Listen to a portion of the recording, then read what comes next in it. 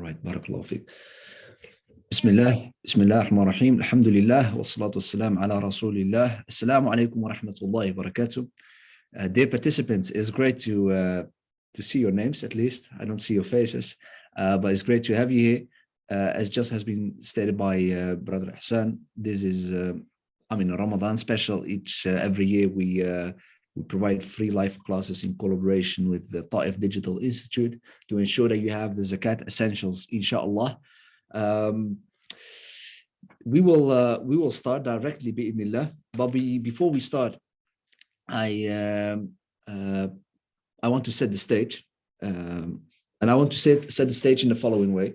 This session is not just a normal session, it's a spiritual session, inshallah. It's ibadah. We are engaged with one of the pillars, the great, magnificent pillars of Allah subhanahu wa ta'ala. We are on a daily basis, we are working on our second pillar, and alhamdulillah, as of yesterday, and for some countries as of today, we are working on our fourth pillar. And today we will have our full focus on this third pillar in between, inshallah, bi'idhnillah. So please, I don't know what you are doing, but set aside everything. Like whenever you pray your salah, you set aside all the worldly things. Set aside everything right now. The preparing of the food or other things with regards to the children. Put them together and let's watch together, inshallah, this session and enjoy. And also set aside what you already know. And let's build our knowledge together in building blocks. So in a structured manner, bi'idhnillah. And if there are any questions, please ask them in the Q&A section. And in the end, we will discuss them, inshallah. I will take 30 to 40 minutes. And afterwards, we will allocate a lot of time to your questions. And if you feel like ashamed or whatever, there is no reason. But if you don't feel comfortable by sharing it in the Q&A section, you can do it in the chat section, and you can send it directly to Brother Hassan, or you can send it directly to me, inshallah. So we will ensure, bi'idhnillah, that all the questions are asked. There is no need to be ashamed of whatever, because we are right now in working for Him and investigating in what Allah subhanahu wa ta'ala wants from us, because it's all about subservience during the month of Ramadan. And when it comes to the third pillar, there is also subservience with regards to his third pillar. So please feel free, bi'idhnillah. This, inshallah, will be the first, my session will be the first out of 3 sessions. So I will start today, bi'idhnillah, with regards to the introduction of Zakat. So it has more spiritual angle. The second session will be given by Mufti Faraz Adam. He will be focusing on the technicalities with regards to Zakat calculation. Okay, Ya Imad, you've told me everything with regards to the spiritual perspective and the spiritual angle with regards to the Zakat, and I feel entirely empowered, alhamdulillah. Make it concrete for me. I will not make it concrete for you today. Mufti Faraz will do that with regards to the Zakat calculation, how to calculate the Zakat, the specific assets. It will be quite technical, bi'idhnillah, but in an understandable way. The last session, when you have calculated your Zakat, it should be distributed and there should be some sort of impact measurement. This will be given by Ridwan Yusuf. Ridwan Yusuf is the Director of Services within the National Zakat Foundation in the UK. So this is the three classes, inshallah, in the coming weeks. So you'll be prepared in 2 weeks. Inshallah, you'll become an expert in this field, for your own family. So as I've said, like the general outline, we have set the stage. Please, renew your intentions and let's be like with our full attention for the coming 30 minutes, 35 minutes. I will not make it too long, inshallah, but please give me your attention, bi'idhnillah. And if there is any sincere feedback, please share it. I will start with the general philosophy of Zakat, and then I will jump to the objectives of Zakat. And then we will jump to our Q&A section, bi'idhnillah. Who am I? I think that's the less interesting part of this entire conversation. But my name is Imad Al Fadili, and you can just call me Imad. Bi'idhnillah, I'm the executive director of the National Zakat Foundation in the Netherlands. The National Zakat Foundation has different entities, independent local entities across the world. in the United Kingdom, in Australia, in Canada, in Switzerland, and in the Netherlands. We are in our local countries. We are the National Zakat Foundation. And besides of that, we also advise governmental and international NGOs on their Zakat practices. So United Nations programs and go on. Bi'idhnillah. So if you want to liaise with regards to that afterwards, you can have my contact details and reach out. Bi'idhnillah. So what is my mantra? What is my way of living for the coming period with you, like this entire journey? Let's focus on our third pillar. And normally I say, let's focus on our third pillar and jump then to our fourth pillar when this session is held before Ramadan. But right now we've started with Ramadan across the world, alhamdulillah. I would say let's focus on our third pillar and connect it to our fourth pillar, bi'idhnillah. So this will be my way of my narrative, inshallah, in the coming session, and also the narrative of the of Mufti Faraz Adam Al-Ridwan Yusuf in the coming two sessions, bi'idhnillah. So let's start, bismillah, bismillah ar-Rahman ar-Rahim. The general philosophy. What are we talking about today? We're talking about the third pillar of Islam, right? But before I start, because I don't see any faces, I want to get some input from your side, because otherwise I will have like a lecture of 35 minutes to 40 minutes and you will say, hey, to your husband or to your wife, hey, it was a great session, and then you forgot everything in its entirety. I want to have some contribution from your side. So what I will share with you right now, if you can go, you can see it on my, you can see it right now. If you can go to www.menti.com and use this specific code, this question will pop up. And this question is, Zakat, what comes to your mind? I'm really curious what comes to your mind. I will copy this link, inshallah, and I will put it in the chat section. Please go to it and please leave for me some input. It is really helpful for the coming session.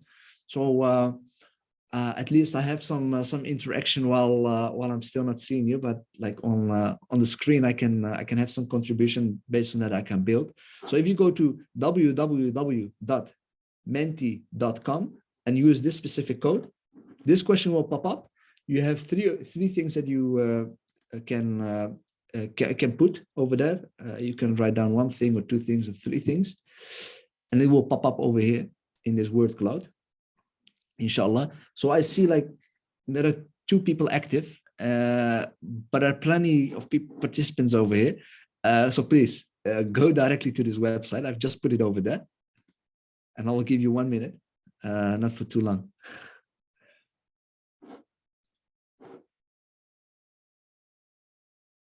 Okay, things are going well. Okay, best wealth transfer system, al-ibadah, compulsory, doing good, charity, social empowerment, it's the right of the poor, you're giving. Any other things? Please, I'll literally give you 1 minute. So I'll be starting to count right now.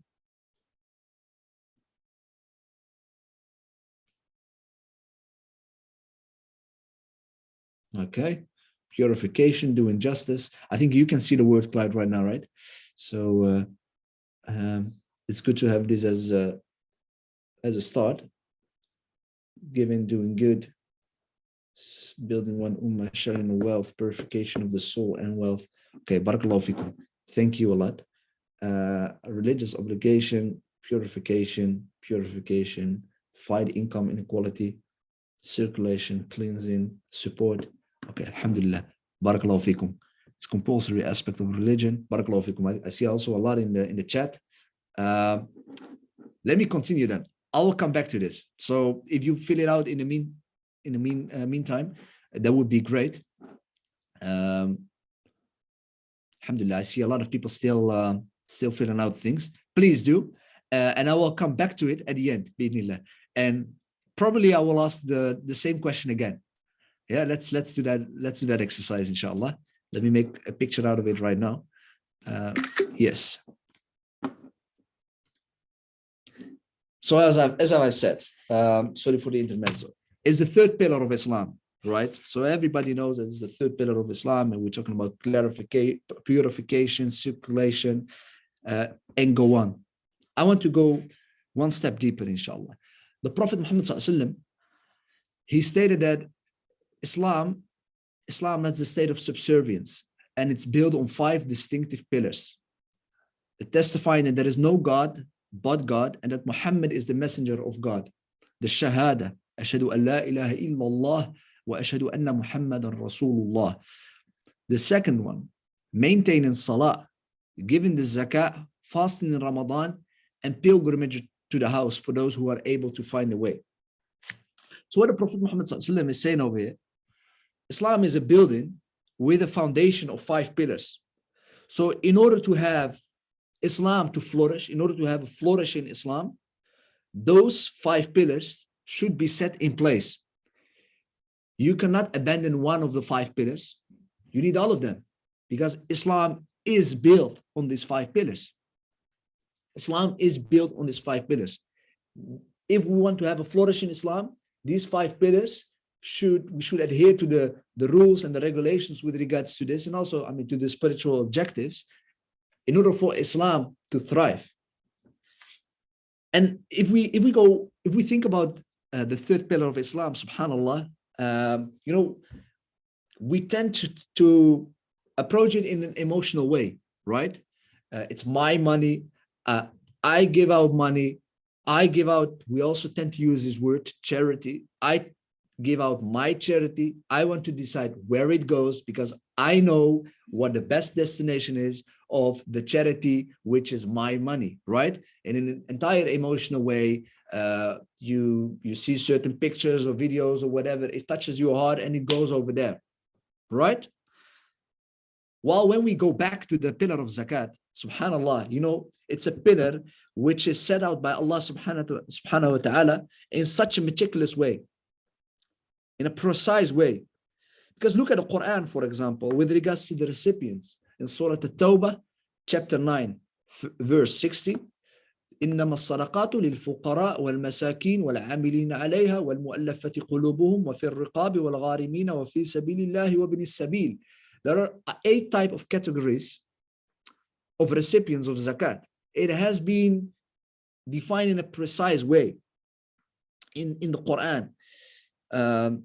It's a pillar, actually. If we look at it, it's a pillar which Allah didn't give us much leeway to interpret it by ourselves. Like, we got like the entire framework. We got it as a template from Allah subhanahu wa ta'ala, and there is no need for scholars or for us to think a lot about it. It's already predefined. Subhanallah, think about it. Why would it be? Are we weak for wealth and money? Is that potentially the reason why Allah subhanahu wa ta'ala has been defined it in such a detailed way? And zakat is therefore also a pillar like all the others. It's a rational pillar. It's a pillar that needs not only this, but first of all, it needs this. It needs our rational. It needs a rational approach. And then the spiritual boost will follow. You know, and the example that I often make is, the analogy that I often make is the analogy with Salah, and also the analogy with Ramadan, you know. With regards to Salah, when we go back to Salah, we look at Salah. You know, I'm speaking on behalf of myself, right? I mean, in all honesty, most of the times you don't feel anything, because you just push it between all your appointments and go on, while it should be the other way around. Like it's just a checkbox, like a tick box exercise. Yeah. But me not feeling the entire khushu' during the salah is not a reason to do salah in a different way. To do one time aerobics and the other time Pilates and the other time another exercise. No, we have a certain framework, a certain way of praying. Just do it and you will feel it, and train yourselves. And the same analogy can also be made with regards to Ramadan. Why the rational approach is so important. If we look at Ramadan, we've started, like for us in Europe, it's the second day, and I think for some countries it's the first day.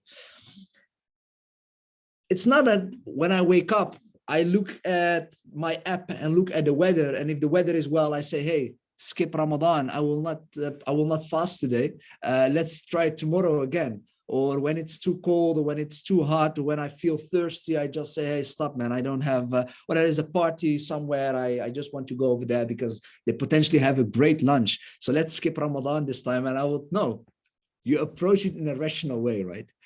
Because there is a certain framework, a certain supreme framework from our Lord, Allah subhanahu wa ta'ala. So the coming few minutes, inshallah, I will also approach the pillar of zakat from a rational way, a rational approach. And my narrative is always, just do it and you will feel it. Like we've started with the Ramadan, we pray our salah, we do it in the way that has been prescribed for us and the way how it has been done by our Prophet Muhammad ﷺ and has been taught to us. And afterwards, you will feel it. So there is no much difference with regards to zakat. So for zakat, there is no need to search for the project that appeals your heart or that has the best marketing budget or whatever. No. It needs a rational approach. Look at it from a rational approach. What does Allah subhanahu wa ta'ala ask from me? How should I calculate the zakat? Which assets are these? Yeah. So it's not, I think that I should pay zakat on these assets. No. Go back. It has already been prescribed, as I say, in a meticulous way. And just do it, and then you will feel it, inshallah. I hope there is nobody from Nike and file a suit against me with regards to the copyright. Bi'idhnillah. So let's go to the second part, inshallah, because there is also something, Allah, subhanallah, something phenomenal with regards to the pillar of zakat. Because when you look at the pillar of zakat, in the Quran, it has been 28 times mentioned together with salah. Zakat has been 28 times mentioned together with salah in the Quran. And what can we extract from this? You know, if we go back to salah, yeah, Allah subhanahu wa ta'ala, the Prophet Muhammad sallallahu alaihi wasallam, he taught us, miftahul jannati as-salah, wa miftahu as-salatu al-wudu.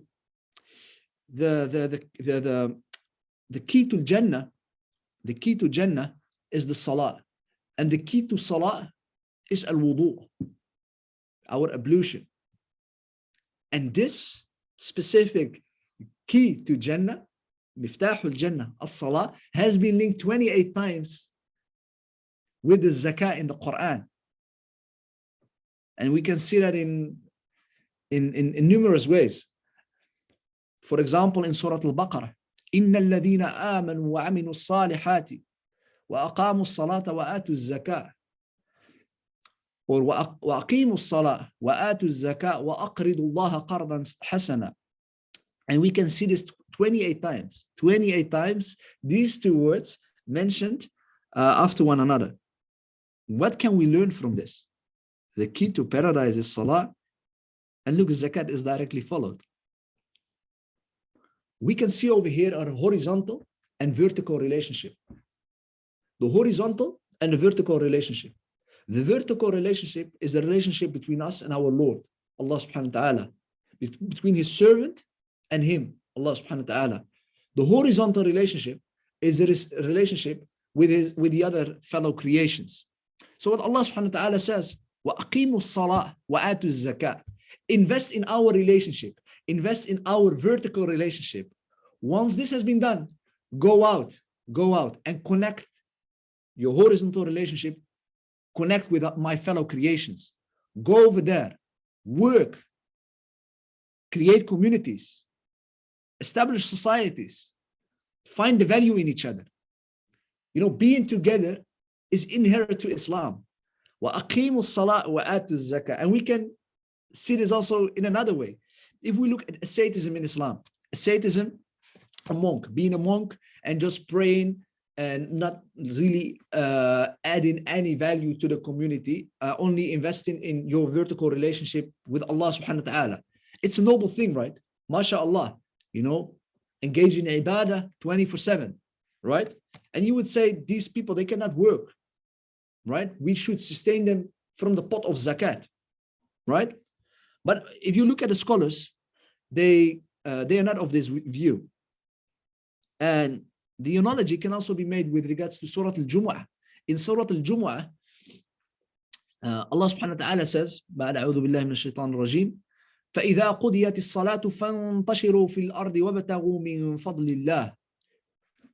When a prayer has been concluded, disperse within the land of Allah and seek the bounty from Allah and remember Allah often so you may succeed. So investing in your relationship with Allah subhanahu wa ta'ala is not enough. You should also invest in your horizontal relationship, because I see here a lot of participants. Yeah, I think I can't mention, I don't know all the names, but I see Marianne Muhammad, I see Muhammad Ali, I see Momodu. I don't know you, but you have certain specific, unique characteristics and competencies. My life would never be complete if you wouldn't exist. You should add value. You should provide your competency, your thinking, your godly giving gifts to the world, to the Muslims, because then only we will have a complete puzzle. We will have a complete life. We need everybody. You don't know me, you don't know my colleagues, but you need my colleagues. You need the competencies of my people over here. The Dutchies, we in the Netherlands, we need the people in Rwanda, and we need the Muslims who live in Bangladesh or in Pakistan. We need their competencies. If they wouldn't work on their potential, my life wouldn't be complete. Our life wouldn't be complete. So this is the horizontal relationship. It's something deeper. You know, like it's something deeper. I mean, I'm providing you different angles and different ways to look at the pillar of zakat and with the relationship with regards to salah. When you pray, you know, when you pray with, let me take it. Later today, if you start with your sajada, your prayer mat, and you pray, once you finalize your prayer, you start with your adhkar. And then the second thinking would come, hey, alhamdulillah, I've invested in my vertical relationship with Allah subhanahu wa ta'ala. Right now, I should invest in his fellow creations. I should go out. فَإِذَا قُضِيَتِ الصَّلَاةُ فَانْتَشِرُوا فِي الْأَرْضِ. If the salah has been concluded, go out and add value. And then I'll go to the second point that you can see on the presentation. Zakat is a pillar that connects us. You know, zakat is a pillar that connects us. It connects us in its philosophy, the vertical relationship and the horizontal relationship.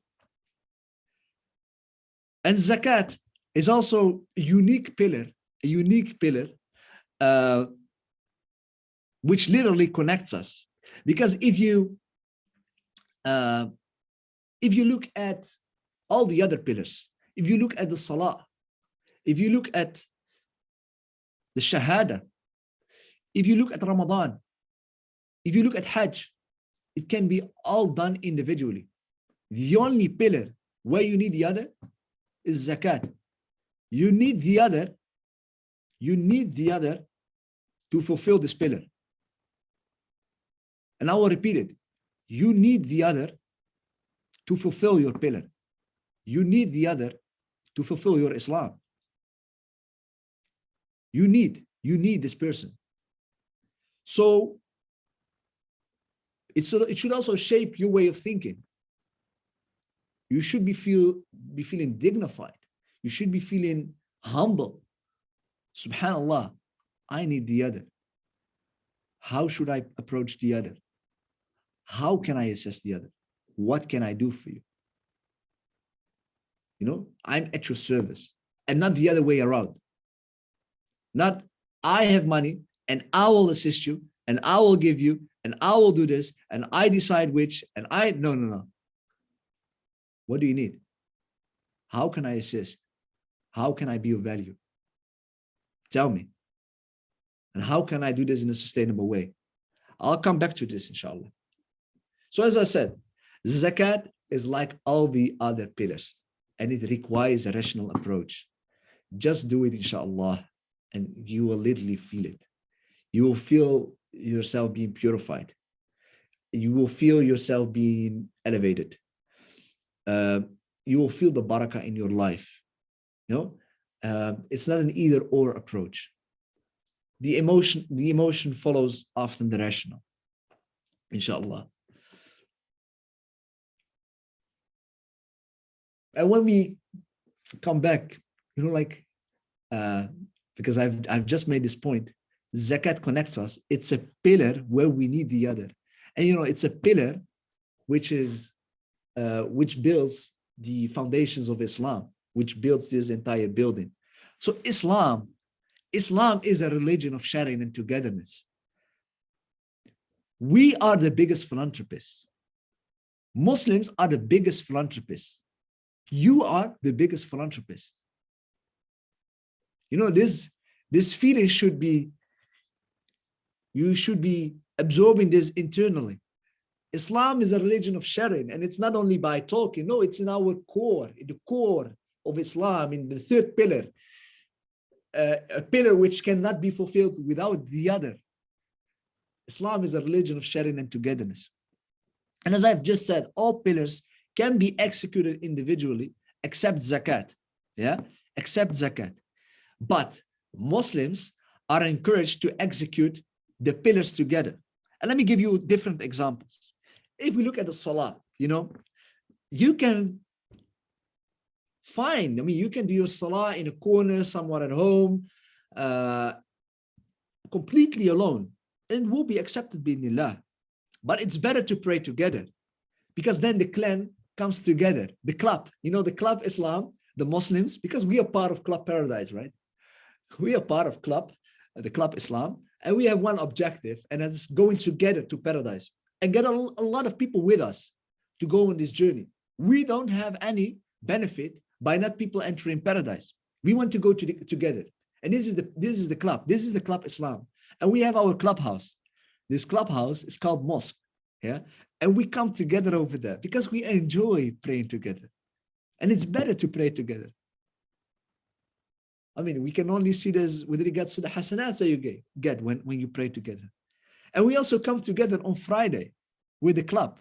We come on Friday and we get a pitch in order to motivate each other and go again for 1 week. Strive for the best. Invest in the vertical relationship and the horizontal relationship. Again, Islam is a religion of sharing. Sharing is in our Islamic DNA. It's in our Islamic DNA. But also, if you look at Ramadan, you can completely, you can fast on your own. And we have been doing this for the last 2 years with regards to the corona, the pandemic situation. Alhamdulillah. But being together and giving others to break their fast is better. And you can also see this from the words of the Prophet Muhammad sallallahu alaihi wasallam. Inna ahabba at-ta'ami ila Allah ma kathurat alayhi al-aydi. The most beloved food to Allah is the food that passes the most hands. That is shared. And also we are recommended to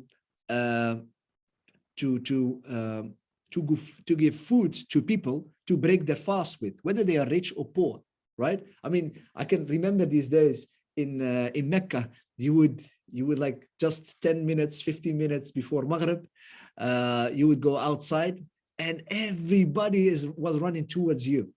Everybody was running towards you. And one was asking you, please, whenever you break your fast, drink this milk. The other one, please drink this ma zamzam. The other one, please start with this date. The other one gives you a certain bread. And at a certain point in time, I thought, subhanAllah, these are the best entrepreneurs. These are the best entrepreneurs. Like 15 minutes before Maghrib starts, they're entrepreneuring. And then I started to copy paste the business model, and I was starting to do exactly the same. But I wasn't that well and that salesy. And I repeat these words: I wasn't that well in it, and I wasn't that salesy. And at the same time, like I feel some pain whenever sharing these words with you. Whenever you give something, you should be humbled when the counterparty accepts it, because you can ask people to do whatever or give people whatever, but they can decide to not accept it at all. And that's also the approach from us. with regards to zakat. Whenever we give zakat, we should be truly humble. When a counterparty wants to accept our zakat, wants to distribute our zakat in an efficient and transformative way. Yeah, it's clearly something to ponder on. But if we go back to Islam is a religion of sharing and togetherness, and sharing is in our Islamic DNA. Also, if we look at Hajj, you can do the Hajj alone. We can stand alone on Arafat. But it's great when you are over there and there are many people, millions of people, sometimes 2 million, 2.5 million of people. And you can just tap them on the shoulder and say, hey, brother, sister, please keep me in your prayers. Again, Islam is a religion of sharing, togetherness. So please look from that perspective to zakat. Zakat is about bringing communities together and strengthen each other and the values of Islam. Because we are so happy with our club. We are so happy with our club Islam. We want this club to become bigger. We want people to align with these Islamic values in order to go hand by hand, like towards the paradise. I mean, towards the final destination where we are heading to, bi'idhnillah.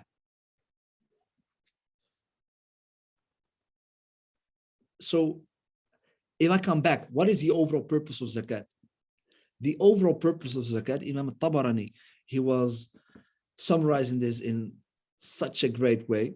The overall purpose of zakat is strengthening Muslims sustainably and strengthening Islam and its values. That's the purpose of zakat. The purpose of zakat is not how much food packs have I distributed.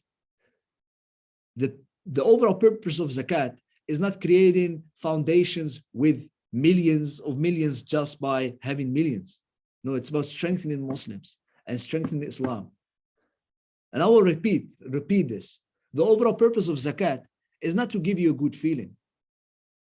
No. The overall purpose is strengthen Muslims, your fellow Muslims, give them their dignity and give them their Islam back. Because when we have strong Muslims, we will have a strong Islam. So it has a strategic objective. It's strategic giving. Zakat is strategic giving. With Sadaqah, you can do whatever you want. You can please your feeling or you can do whatever. But zakat has a certain strategy, has a strategic objective. We have to reach something when we fulfill our pillar of zakat. By praying salah, there is a certain strategy behind it. It's a certain tarbiyah.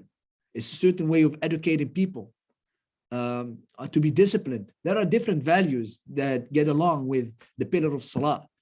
And the same also with the pillar of Ramadan, right? Fasting, at-taqwa. We are working on our taqwa. So it all has a certain strategic objective. And the overall purpose of zakat is strengthening Muslims and strengthening Islam and its values. So as I've said, zakat has an entire framework, including the calculation principles. What is zakatable, what is not zakatable, and go on. But this part will only come to life and really matter to you when you understand the spiritual objectives and what it really means to pay zakat. Because all the other principles will be easy then for you, because it just comes to subservience. What is Allah subhanahu wa ta'ala requiring from me? What has the Prophet Muhammad sallallahu alaihi wasallam has taught us? And we will just execute it. Yeah. For us, we get a game plan, and the only thing for us is to follow the commands. So as I've said, an entire framework, calculation principles, but also management principles. How should be zakat? How should it be managed? Distribution principles. Who can receive zakat under which conditions? How should the screening be? And go on. Therefore, zakat should be considered as all the other pillars by adhering to the supreme and the superior framework. By executing it properly, it will affect, inshallah, your spiritual status.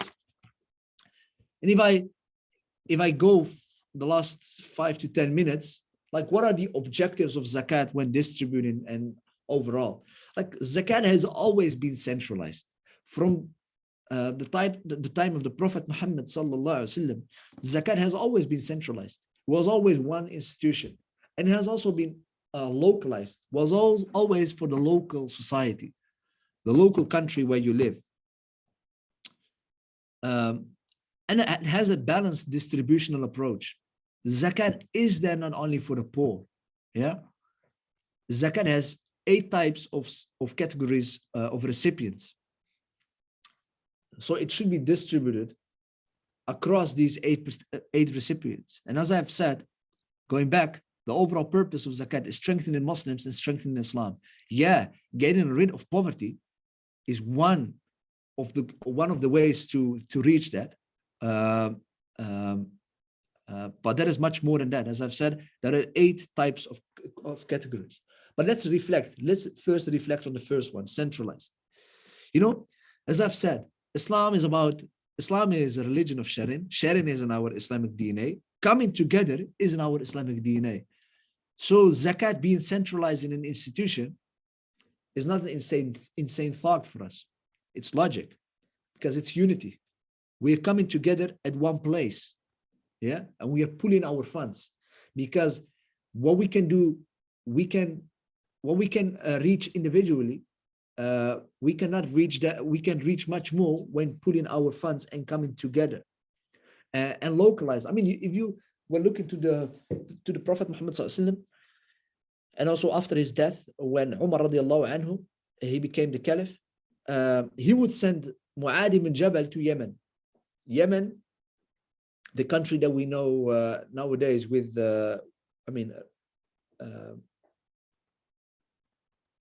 with its poor situation, with the war, our brothers and sisters over there, the dire poverty.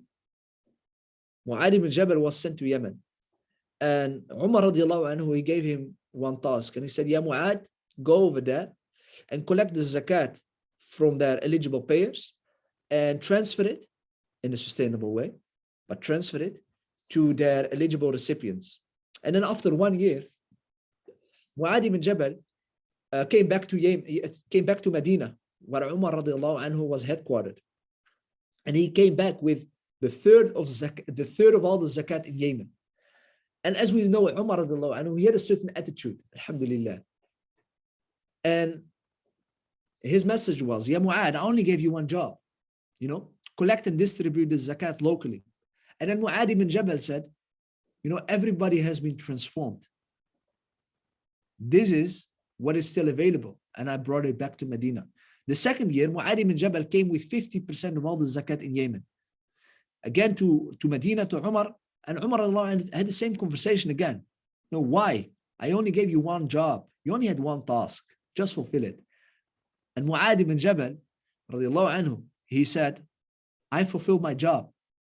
This is what has been left after transforming the people. And in the third year, he came back with 100% of all the zakat of Yemen. So it was always centralized in an institution. In this was the governor Mu'adh, and localized in Yemen, localized to empower your local community. We should look at our local community, empower our local community, and then we can go to other communities, because then we are this strong club, right? This strong club where nobody falls apart and nobody falls out. And also distributed and transforming it in a sustainable way.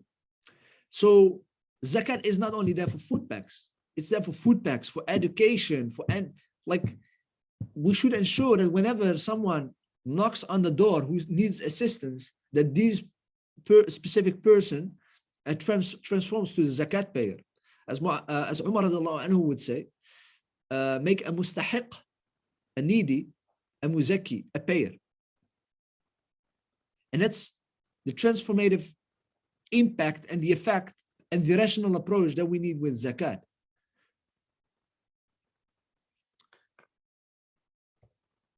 Yeah, and if we look at the overall, if we look at the 8 categories, the 8 categories of zakat, how can you summarize these 8 categories under a narrative or a story that I can share, inshallah, with my family? I would assist you with the following analogy. Zakat, the way of distributing, it's done in 3 ways. First of all, we start with poverty alleviation, and afterwards, empowerment. And after that, community development.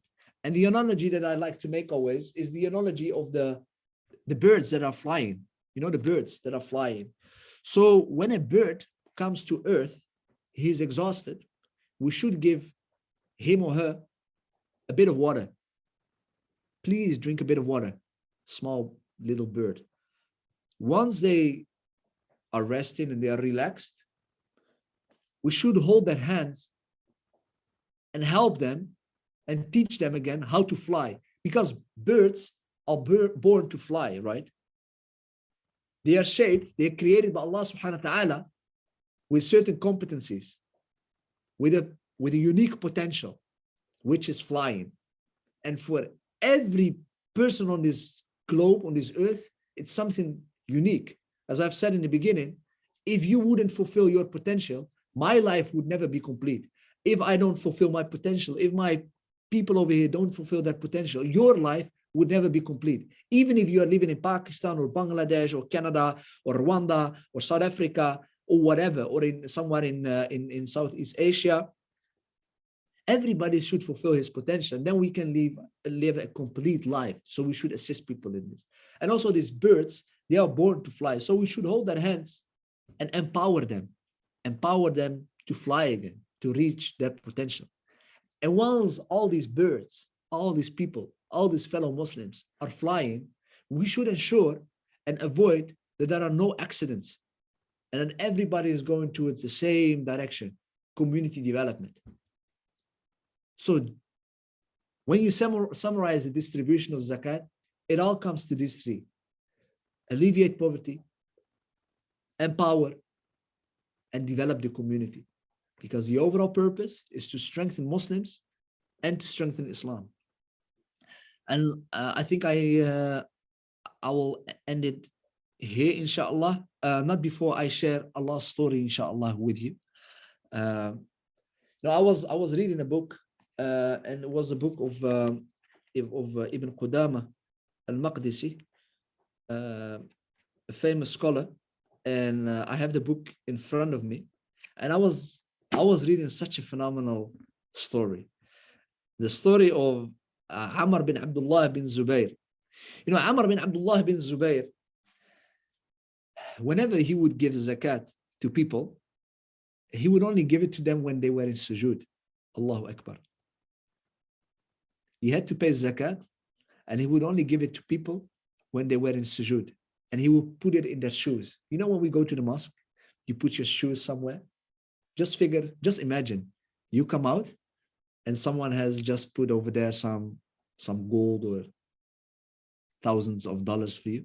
Just imagine, because these were the amounts what we were talking about previously, because these were millionaires and billionaires. Just imagine, what kind of feeling would you get? And you're already like in a dire, hard situation, but you haven't shared it with anyone. But there is someone who is looking at you. Of course, it's Allah subhanahu wa ta'ala. But this horizontal relationship is so strong that people, whenever they look at you, they see, hey, this guy is stressed, or this lady is stressed. They must go through a hard situation. But let me not ask anything. Let me not ask like this entire story and make it juicy, etc., etc. No. Let me be there for these people. And let me not give them the feeling of being poor. So Amr bin Abdullah bin Zubayr, he would give zakat to people when they were in sujood and put it in their shoes. And then one of the people would ask him, who was helping him to do this, he said, why are you doing this? Yeah, Amr bin Abdullah bin Zubayr. He said, I don't want anyone to feel poor. You know, it's a two-way relationship. I'm humbled if the other party accepts it. We need each other. I need the other.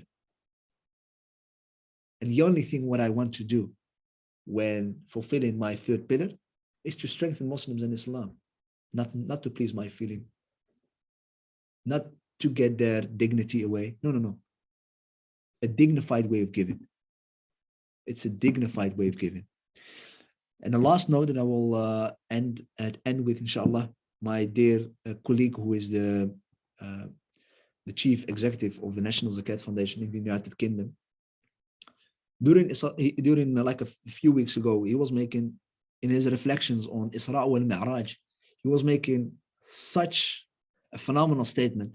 And I've decided to share this statement also with you. You know, Isra wal Mi'raj, when the Prophet Muhammad sallallahu alaihi wasallam, he ascended to the heavens, and where Salah had been prescribed for us. The Prophet Muhammad sallallahu alaihi wasallam, he was so close to Allah subhanahu wa ta'ala. You know, you would say this is the culmination point, right? It ends with that, because all of us, we want to see Allah subhanahu wa ta'ala. We want to be with Allah subhanahu wa ta'ala, with his messenger. You would say, like, the Prophet Muhammad sallallahu alaihi wasallam was there, and then the story ends there, right? I would my story to end there. When I'm with Allah subhanahu wa ta'ala, I want to stay there. I don't want to come back. But the Prophet Muhammad sallallahu alaihi wasallam, he was pushed back. He had to go back to earth. He had to come back to us. Why?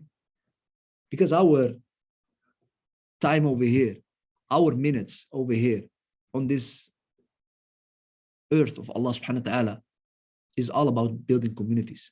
The Prophet Muhammad sallallahu alaihi wasallam was sent back to build communities, to continue building, and to teach people how to build communities. And we have been taught this in different ways.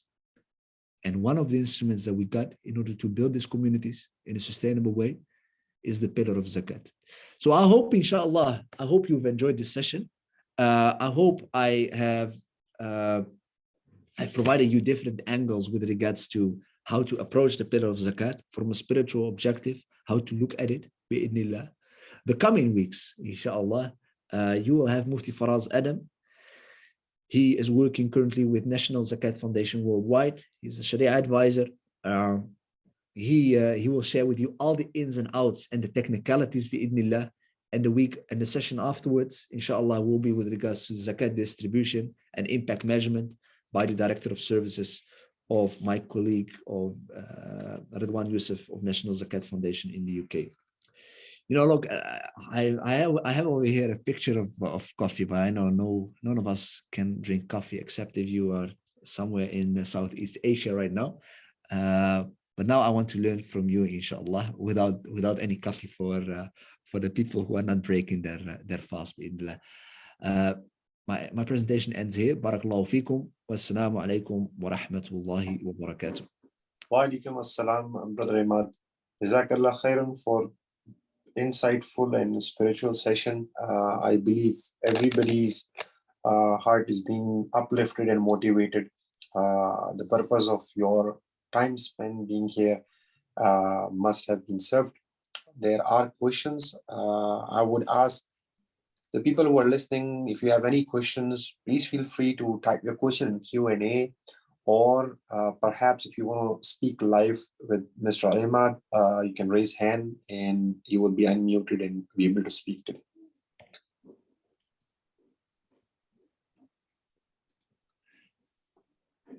Yeah, I will be waiting for you then, Brother Hassan. And in the meanwhile, with regards to this recording will be shared, yes, this recording will be available. I know I received a message from, I think, Malaysia, that they are having iftar at the moment. Yes, it will be available as well. We need WhatsApp group for more explanation of Zakat. I would say you can continue with us for the next 2 sessions, and I believe you will be able to understand, and all your questions will be answered, inshallah. If anybody wants to ask question, I can unmute you with regards to chat. Is there any question? All right, Brother Ahmad, there are questions. How can we build National Zakat Foundation in prospective counties? Yeah, I think countries. What I would do, I will just share the email, inshallah. I mean, you can just reach out, inshallah. Let me just do this, because we are always assisting also other countries to establish national zakat foundations with regards to the frameworks and go on. I've just shared my email. So all right, everybody, the email has been shared in the chat. You can take the email and contact National Zakat Foundation directly. Next question here is with regards to why the concept of zakat comes in Ramadan, why not in other times? Yeah, phenomenal question. Phenomenal question. Barakallahu Fik for asking this question, Hujjatullah. It also amazes me sometimes, but where you can see globally with regards to the, we're talking about zakat. It's a lot of money. We're talking about hundreds of billions a year that has been paid towards zakat every year. So what I say, you are one of the biggest philanthropists. We are the biggest philanthropists as Muslims. Why Ramadan? Yeah, and also if we look at the global data, we see that 80% of the zakat is distributed during Ramadan. And I think I'm still searching for the answer. But as you can see also in the Western continent, the pillar of zakat gets much attention during Ramadan. While it's not a Ramadan thing, it's a hawl thing. And this will be something that will be discussed coming week, inshallah, with Mufti Faraz. The phenomenal thing with regards to the pillar of zakat, it's that it's not linked to a certain specific time or period. Like many Christians, the way of giving is mostly linked to certain parties, like Christmas. So like Christmas is busy season for most Christian organizations, Christian relief organizations, and also Easter. For us Muslims, we don't have this. And that's phenomenal because poverty alleviation, empowerment, and community development is not work that only needs to be done during Christmas or during Easter, right? It's work that needs to be done each and every day, which needs funds each and every day. So Allah subhanahu wa ta'ala, He prescribed zakat for the one who reaches the nisab. Nisab is a threshold. When you surpass this threshold, which is 85 grams of gold or 595 grams of silver, but the technicalities will come, inshallah, coming week. One person might pass this threshold on the 1st of Muharram, the other one on the 1st of Rajab, the other one on the 10th of Ramadan, the other one in Sha'ban somewhere. Like everybody has his own specific date. And 1 year after, you pay zakat, which results that every Muslim pays zakat on unique times, which is good with regards to the wider agenda of poverty alleviation, of empowerment and community development. Like these Muslims who are poor, they don't only need assistance only during Ramadan, but they need it across the year. So it's not an Islamic thing. It's not a thing that has a Sharia base, like doing everything in Ramadan. What you would see with the Sahaba is that they would give a lot of their zakat in Sha'ban to prepare people who need it during Ramadan. And we definitely also have like certain ahadith by when giving during the month of Ramadan, there are more blessings in it, etc., etc., etc. But it's still linked to your nisab, to the nisab and the hawl. But this will be, inshallah, a technicality which will be discussed the coming week. But I really liked your question, barakallahu fik. I will just continue, Brother Ahsan. What criteria is used in determining who to receive zakat? This will be discussed, inshallah, during the session of zakat distribution. So there is a godly framework where Allah subhanahu wa ta'ala has imposed a certain criteria.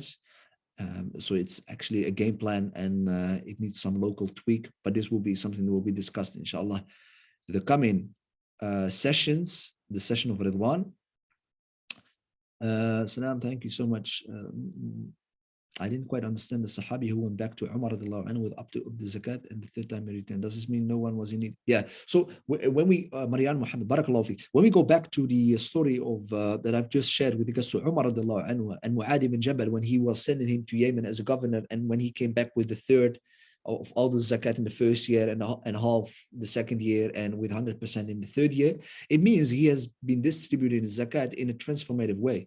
He really transformed the societies. He came up with sustainable solutions. There was no zakat needed anymore. Yemen was rich at that time. We can also see this in the history. So yeah, that was the core of the story.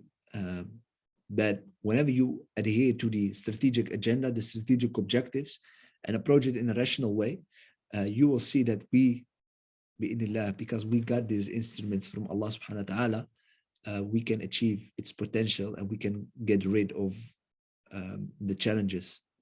One of them is, for example, getting rid of poverty and empowering the society. Just to get an honest regard of the regime Muslim leaders in Ramadan. Yeah, Barakallahu Fiqh, Imran Qadir, I've just shared as zakat. You can pay your zakat in Ramadan, and most of the Muslims also do that before their zakat anniversary date. But we'll come back, inshallah, to the technicalities. It's still needed when your zakat anniversary date pops up, that you calculate your zakat at that time to ensure that you haven't given too less during Ramadan. But this will be, inshallah, something for. Is there an email? Is the email correct, or is there a typo? Info at National Zakat. So the email is correct. People give out more zakat during Ramadan because there's more reward. Yeah, zakat shouldn't be implemented by force by government, especially in Muslim. Thank you, Mr. Okay, I think that's it. I think there are two participants who raised their hand. Brother Ahsan, if you can take up these two, and then we will finalize, inshallah, because it's 1 o'clock, and I think plenty of people, they need to go on with their preparations during Ramadan. Bismillah. Brother Ibrahim, you're allowed to speak.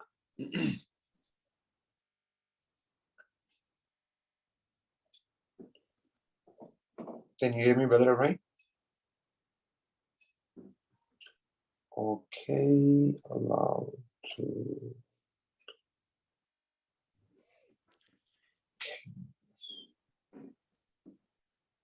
Assalamu alaikum, Abdullahi. You can speak, brother. Abdullahi, you are unmute. You can speak.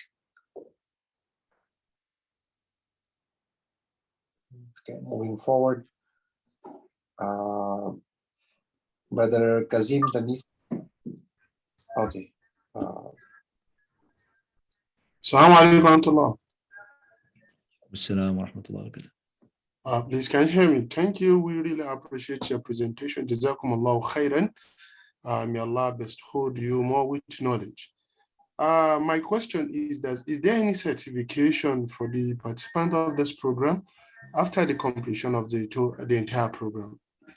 And is there any other programs that will be introduced, like a webinar like this, like Sharia compliance program for the Sharia team working in a bank and other things? I think that's my question regarding that. Assalamu alaikum. Please, do you understand me, Shaykh? Sure, Brother Abdullahi, there is certificate for all the participants who are joining us today and on the next few sessions.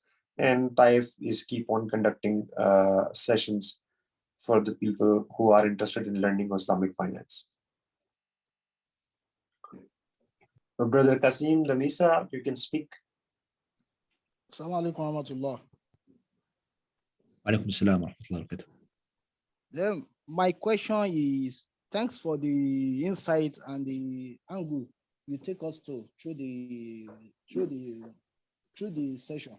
What I want to ask is what is the National Zakat Foundation is doing concerning African continent? Do you have any Zakat Foundation, National Zakat Foundation there in Africa? The National Zakat Foundation.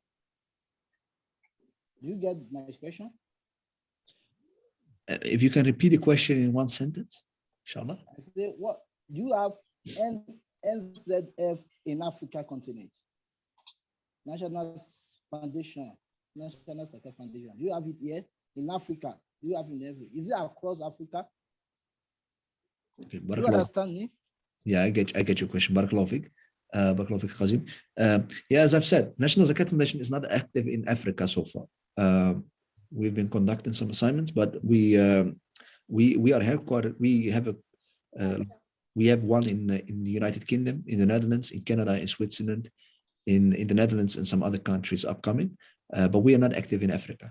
And our model of the National Zakat Foundation is to establish National Zakat Foundations, independent entities, because you are the expert of your locality and your local society.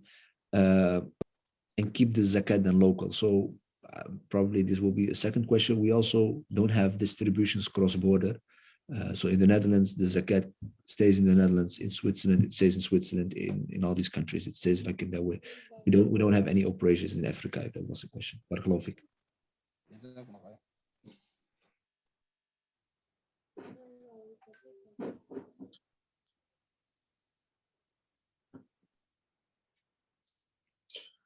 Brother Bashir Umar.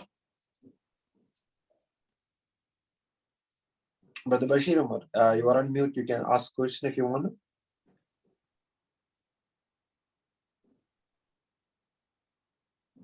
Brother Abu Bakr, if you want to ask question, then we'll be closing the session after this, inshallah. Inshallah. His name is Magai Abu Bakr, if I'm not mistaken. Magai Abu Bakr. All right. Okay. No problem, Mr. Ahmad.